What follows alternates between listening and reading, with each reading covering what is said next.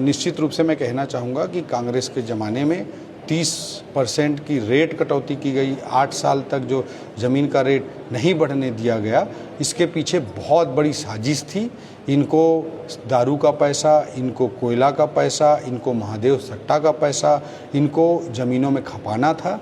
इसलिए 10% की रेट पर ही ये ज़मीनों की खरीद बिक्री कर करके ज़मीनों को इकट्ठा कर रहे थे।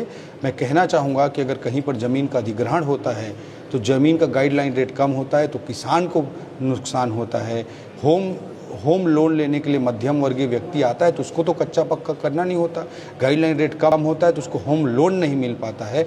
इस तरह की परिस्थितियों का सामना करना पड़ रहा था। उस दिशा में लॉजिकल निर्णय लिए गए हैं। ये 1-2 उदाहरण दे रहे हैं, 1-2 उदाहरण कहीं का टेक्निकल कुछ हो सकता है, उसको निश्चित रूप से ठीक कर लिया जाएगा। बट कमोबेश जो 99% जो काम है वो मध्यम वर्गीय के होम लोन लेने की दृष्टि से, किसानों के मुआवजे की दृष्टि से और ओवरऑल रियल इस्टेट रिफॉर्म की दृष्टि से माननीय मुख्यमंत्री जी के नेतृत्व में सरकार ने बड़ा और महत्वपूर्ण कदम उठाया है और उसका राज्य की जनता को, राज्य की अर्थव्यवस्था को लाभ हो।